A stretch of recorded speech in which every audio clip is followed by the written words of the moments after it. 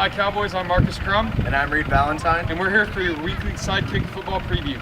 So to start off, the Cowboys last week faced a good McKinney Boyd team, and really, how'd they do, especially in that first half? How did that offense do? In the first half, we didn't do well at all. We really came out flat, but in the second half, it started with Brady McBride and sophomore wide receiver Blake Jackson. They came out and was really the spark plug to the team, and they really led the comeback. Yeah, so they're going up against an Allen defense this week that has absolutely smothered their opponents. They held a very good team from Louisiana last week to only 10 points. It's the number 2 team in Louisiana, and they really dominated them. They've dominated everybody so far, and they've really been able to force a lot of turnovers, and that's been the key to their game so far.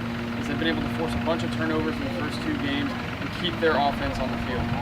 Right, but that's also a strength for the Cowboys. They have 5 turnovers on the year and have allowed just under 300 yards a game.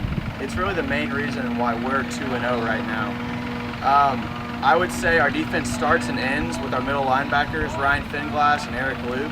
They've done a good job shutting down the run game. We're averaging about 100 yards defensively on the runs so far this season.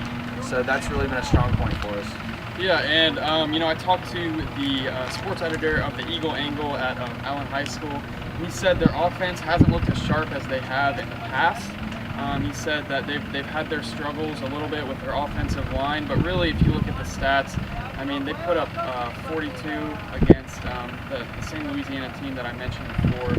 They've maybe not looked as sharp as they have in the last several years when they've made it very deep in the playoffs, but they're still a stellar offense. They're led by a really great offensive line, and they're led by a couple more guys, skill position players that are just, like you said, that are spark plugs for their team. So it's going to be a tall task for this Cowboys defense.